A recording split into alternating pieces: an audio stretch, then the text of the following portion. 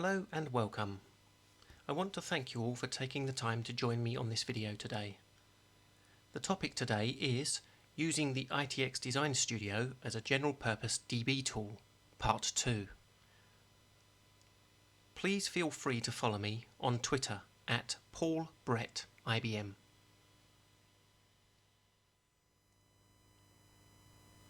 Okay, so as I said, this is Part 2 of the series of using the Design Studio as a database tool. In the previous video I showed you how to use a map to read two input files. One was the SQL statement and the second was the connection string. Here we're going to ignore mapping completely for a moment and instead use the native features of the Eclipse Design Studio and a JDBC connection.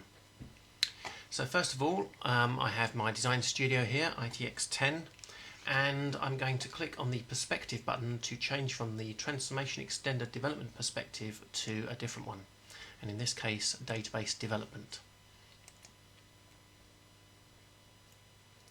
And the screen changes. Okay, so over here we have our database connections. I'm going to ignore the BIRT one that's already defined, and I'm going to create a new one.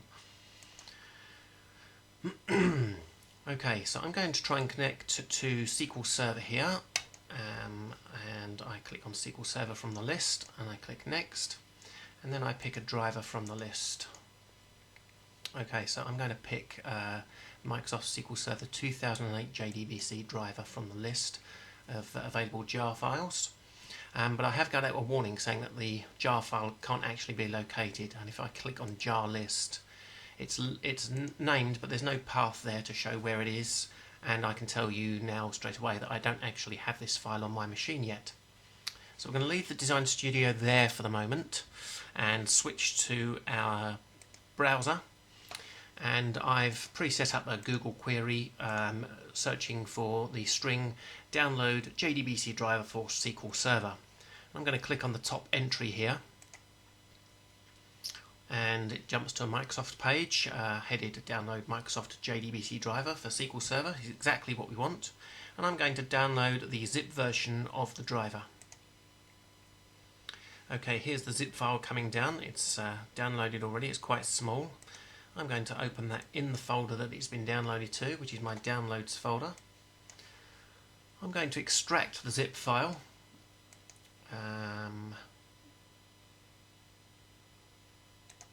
into a subfolder,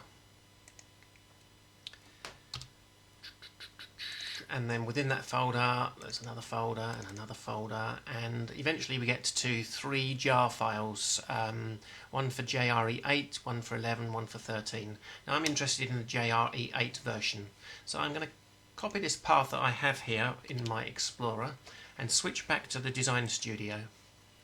I'm going to remove this pointer here, and I'm going to add my own jar file. I'm going to paste in my path that I've got in my clipboard and just point to the JRE8 file that we have there and click. I'm not going to click OK. I'm going to go back to the name type first, and you'll notice that the red warning icon has gone away now. I'm going to click the OK button now. So it's asking me which database I want to connect to. I'm just going to go for the default master database. Which host I want to connect to, VMS8XTST. I'm going to put in my username and password, and I'm going to click the save password box because I'm lazy and I don't want to type it in every time. I'm going to put ticks in both these boxes: connect when the wizard completes, connect every time the workbench is started, and I'm also going to use this test connection button here just to make sure it's working. Ping succeeded, that's good. So let's go ahead and click next here. I don't think there's anything I want to change on this screen, and I'm going to click finish. Okay, so the connection has been made. My data source explorer up here has been enhanced with a new connection. I'm going to expand master, I'm going to expand catalogs, and again master, schemas. I do know that I've created at least 3 tables as the SA user, which would be under the DBO schema. I'm going to expand tables, and there are the tables that I've created. Oh, it's only 2. My mistake, not 3. Test 1 and test 2. However, that's not very interesting. If you want to work on existing objects, this table is quite useful.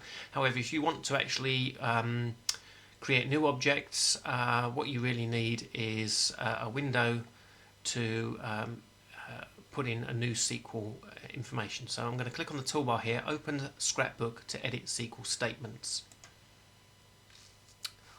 And what I can do here is create tables at will.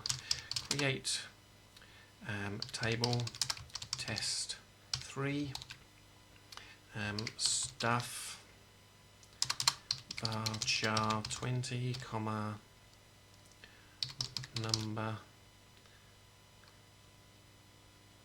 numbers int. That'll do for now, and I press Control Alt X, I believe, to execute that statement, and it failed. Incorrect syntax near numbers. Okay, that's my mistake. I missed a bracket out of varchar. So Control Alt X. Incorrect parameter still.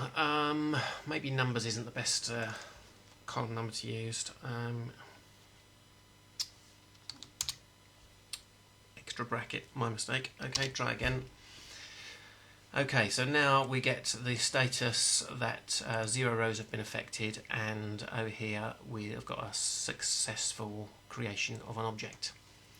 So that is a quick summary of how you can use the Eclipse Design Studio to interact with the database, this time using a JDBC driver, not ODBC. Thanks for watching.